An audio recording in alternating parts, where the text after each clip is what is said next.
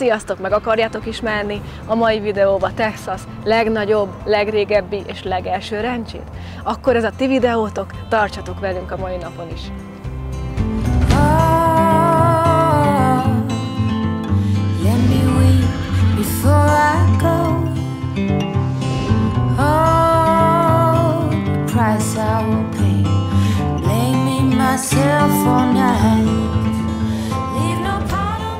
Ezzel az iskolabusszal fognak minket ezen a Kings Ranchen körbevinni, annyira hatalmas, nagy területen fekszik el. Jelenleg 825 000 hektáron terül el ez a hatalmas terület, ami nagyobb, mint Rhode Island. Készen állunk az indulásra, Janella tourguide-unk, és ő fog minket ezzel az iskolabusszal körbevinni. Egy másfél óráig tart körülbelül ez az egész túr. Hogy most ott elől hajtják előttünk a lovakat vagy a teheneket, még azt nem látjuk, de lóháton ülnek a cowboyok és terelik az állatokat. Mindjárt oda fogunk érni és meg fogjátok látni.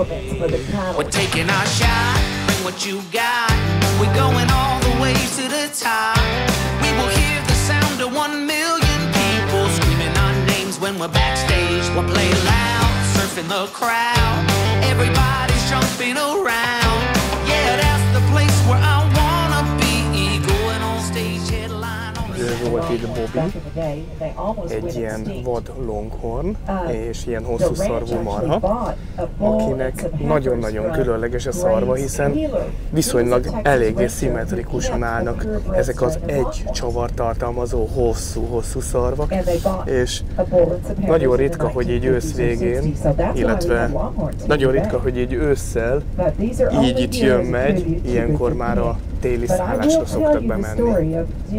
Ezeknél a hosszú szarvú marháknál olyan a szarv, mint az embernél az ujjlenyomat, nincs kettő egyforma. És ezen a részen, ahol most állunk, a ranchen belül itt élnek a cowboyok. Mindenkinek körülbelül ugyanakkora háza van, és itt teljes nyugalom van, a családjukkal el tudnak lenni.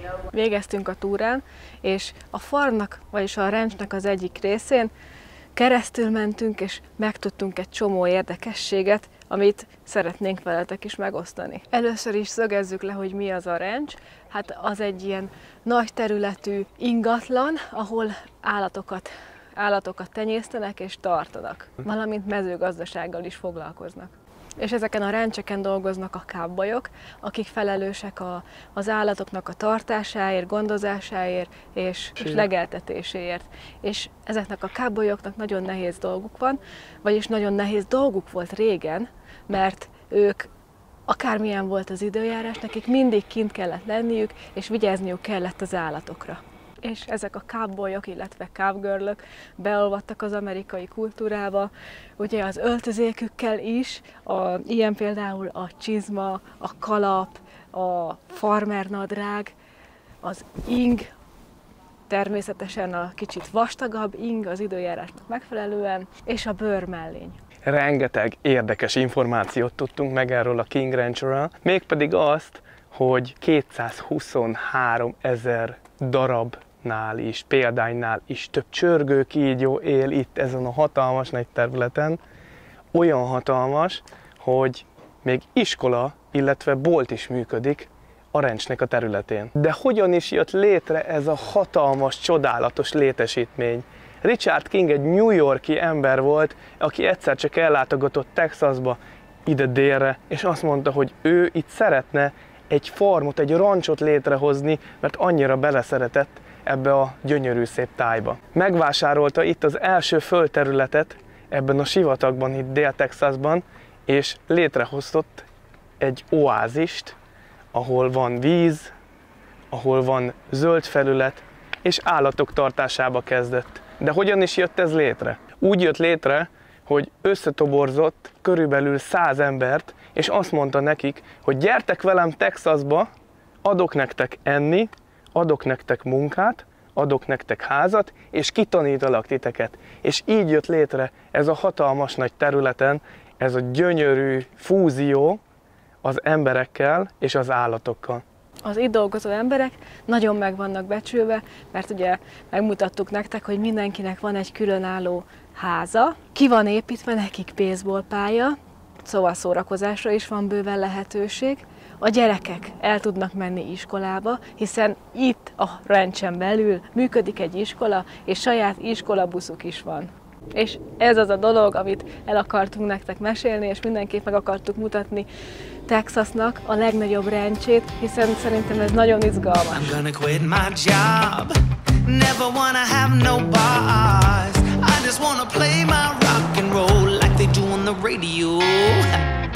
Tommy's got brand new drums, and I still have my old guitar.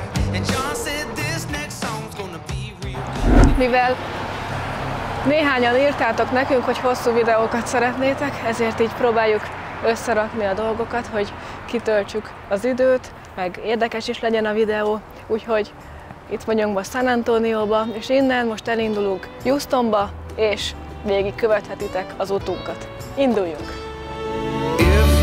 Feel that life is passing you by. If each day that follows is one and the same. If all you need is someone to take the time. Don't go looking, babe. Here I am. Ma reggel nagyba készülöttünk a reggelihez, aztán lementünk, és csalódottan tapasztaltuk, hogy ki van írva, annak ellenére, hogy benne volt a reggeli a szobának az árába, ki volt írva a hotelnál, hogy ma sajnos beteg a reggeliztető bácsi, úgyhogy nem tudja nekünk elkészíteni azt a tegnapi finom kapucsinónkat és a tegnapi finom rántottánkat. Ez egy bistró jellegű étterem volt a szállodában, és direkt megkérdeztük, hogy akkor ma lesz-e vagy nem lesz-e, és azt mondták este, hogy lesz. Aztán sajnos mégse volt, így alakult a dolog, pedig szerettük volna neki megköszönni, hogy olyan kedves volt tegnap. És olyan finom reggelit csinált nekünk, nagyon normális volt, de tényleg. És képzeljétek el, hogy így beszélgettünk vele, és akkor mesélte, hogy heti 7 napot dolgozik. Úgyhogy nem csodálom, hogy ha már így ki volt neki a bundája. És akkor most útközben úgy döntöttünk végül is, így, hogy már 1:30 van, reggeli nélkül voltunk, csak egy kávét ittunk. Kipróbáljuk ezt a Whataburger nevű helyet. Itt is van. Ilyen texasi burgerlánc. Menjünk, és akkor kóstoljuk meg, vagyis hát te kóstold meg, te vagy a ételkritikus. A krumpliuk isteni, az borzasztóan finom, de nekem ez a sima Whataburger, ez egyáltalán nem jön be. Csak mustár van benne, tele van ilyen ekkora hagymadarabokkal, de nagyon sok van benne, és se íze, se bűze, semmi. Tehát annyira nem. A burger nem, de a krumpli nagyon jó. Szerintem én többet ilyen burgert nem eszem. Or if you need some sweet loving, or if you're looking for someone who won't pretend, don't go looking, babe, here I am. Na, megérkeztünk ide Houstonba, és nagyon kíváncsiak vagyunk a szállodára, mert ez egy új szálloda, és még világosba értünk ide, tehát lesz még időnk egy kicsit bemenni a városba. Nem számítunk nagy belvárosra itt, mert ugye inkább itt az iparra jelentősebb, de azért meg fogjuk nézni. Így van? Igen, körülnézünk és megmutatjuk nektek is. Kellemes 21 fok van, azért nem is veszünk még pulóvert se fel, mert nincs rá szükség.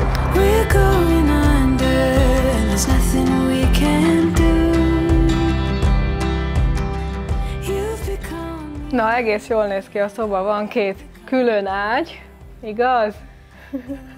Ki alszik itt? Na jó, van 2 külön ágy, és új illat van itt. Fürdőszoba is elég jó, és örülünk neki, hogy tisztaság van, mert új minden. Nekem nem kell várnom, mert hoztam. Gyere ide! Becsolgom! Ne! Szegényke, fáradt. Hát nem aludtam valami jól az éjszaka, úgyhogy valahogy ki kell tartani. Megyünk be a városba, kinéztünk egy pár érdekes helyet, lehet, hogy még be is ülünk valahova. Sört kóstolni, igaz? Valamit kinéztél? Igen, néztünk egy nagyon jó kis helyet. kicsit a városnak a belvárostól kívülre esik, de majd szeretnénk oda elmenni. Jó, menjünk. És ide állt mellénk egy ilyen jeep. Ugyanilyennel mentünk még Los Angelesbe, csak szürke volt. Ha nem láttátok azt a videót, akkor nézzétek meg, kattintsatok az i betűre.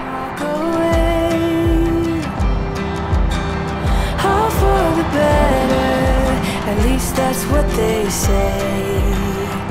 And now it's over. And now it's over.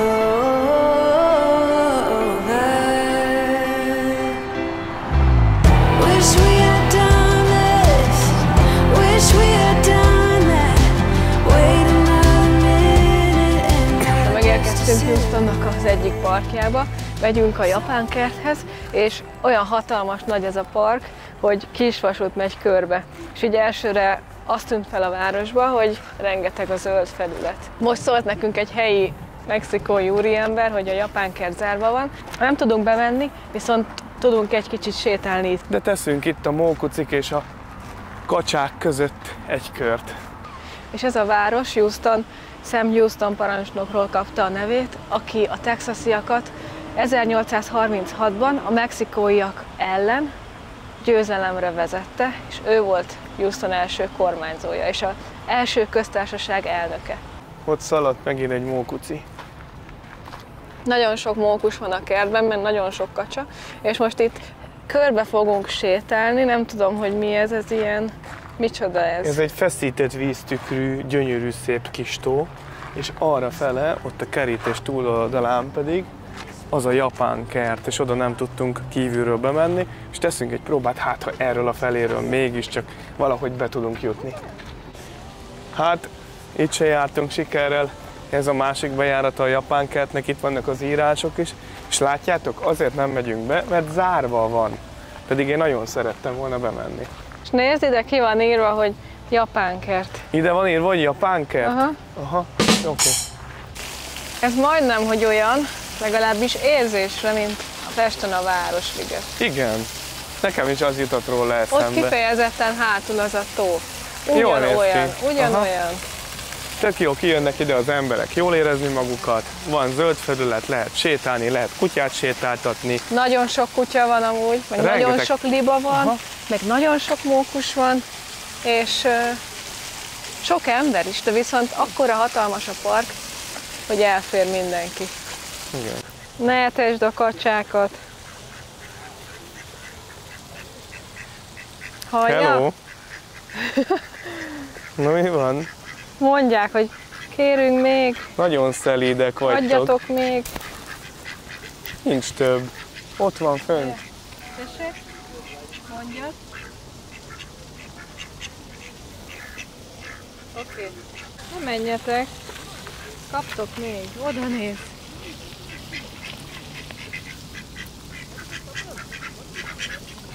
Ez milyen érdekes, ez az egyik kacsa, annak nem ilyen zöld a feje, hanem fekete.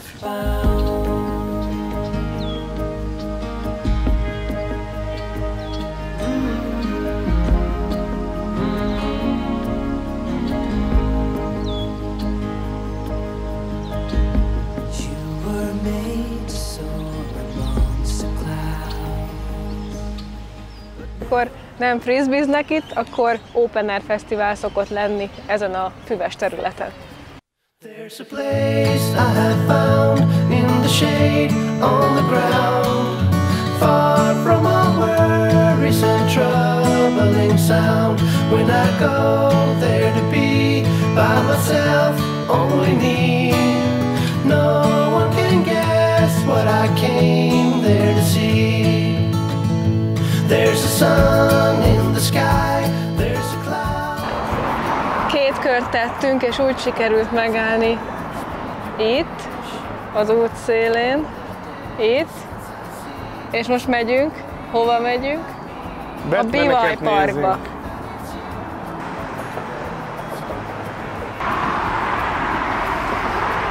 Itt Houstonban valamivel kisebb denevér kolónia él, mint San Antonióban, hiszen ott van a legnagyobb itt Texasban, közel 15 millió egyeddel. Itt 8 és 10 millió egyed között él a híd alatt a hídnak a pillérei között, ezek a gyönyörű szép állatok, azért, mert nagyon szépek a természetnek, 4 vagy 5 fajta denevér él itt, és a nyári melegebb hónapokban kiszoktak innen a hídból rajzolni. Sajnos már nincs olyan meleg, olyan 18 fok körül van most így este, de még most is lehetett őket látni, repdes valamelyik, és a hangjukat folyamatosan hallod.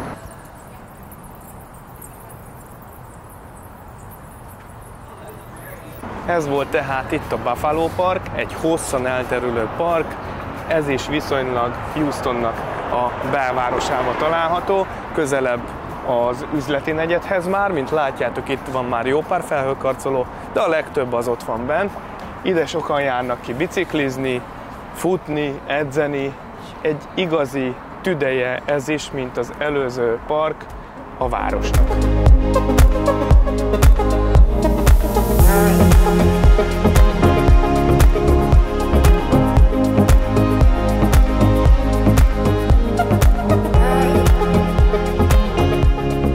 Na nézd meg, hogy hova hoztalak téged, ez egy sörfőzde, ahol lehet enni, és rengetegen vannak itt a parkolóba.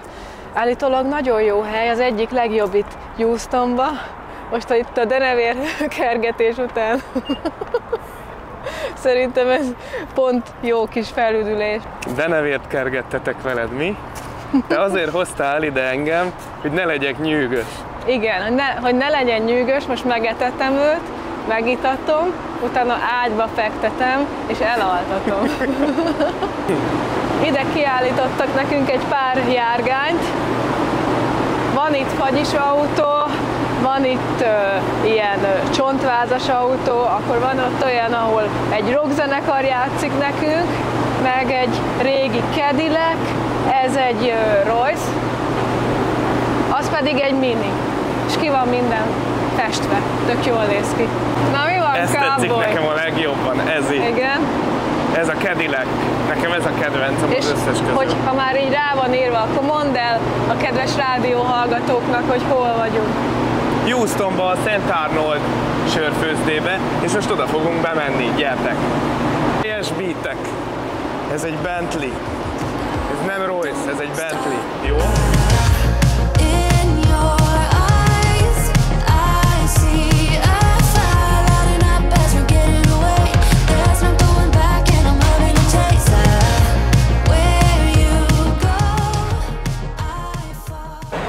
Nézzétek meg, hány fajta csapolt sör van, és nem csak sör van, hanem kétfajta cider is van.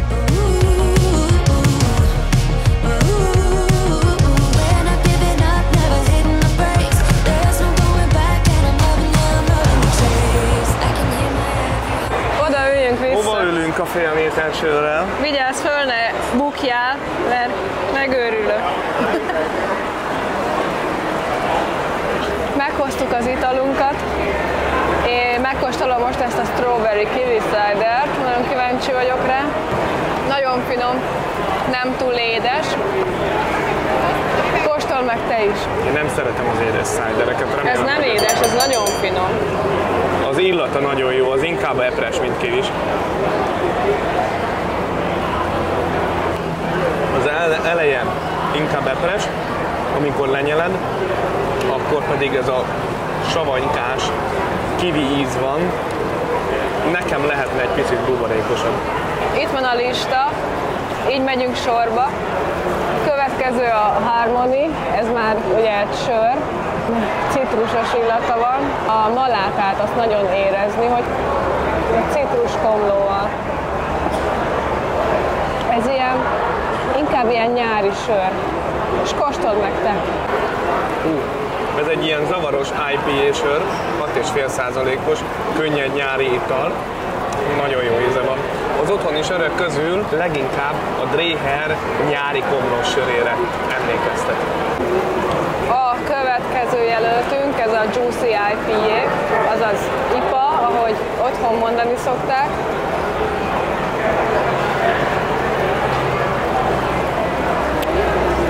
Ez ilyen mediterrán jellegű sör, inkább ilyen nagyon gyümölcsös íze van.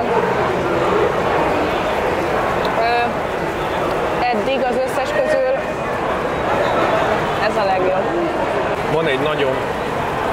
kesernyésebb utóíze, az elején gyümölcsös, viszont ez eddig a legerősebb 7,1%-os. Anger IPA, már a neve is utal arra, hogy eléggé karakteres íze van, nagyon erőteljes, és ilyen utóíznek a dinnyét érzed. Nagyon finom, és több mint 8%-os ez a sör. Nekem erről a sörről az előző jut eszembe, az a Juicy, csak egy kicsit karakteresebb, erősebb, alkoholosabb kivitelben. Legutolsó sör következik, Ternation, az a neve, jön a vonat közben. 9%-os, igaz? 9%-os. Igen, a végére már így kicsit beütött a cucc, mert így a leglazábbtól jöttünk, ugye a cidertől, ami olyan 3%-os volt, 4, 6, 8 és 9. Én ezen semmi más nem érzek jelenleg, csak az, hogy brutál erős, úgyhogy ez a tiéd lesz. Jön a vonat, de nem az a fajta.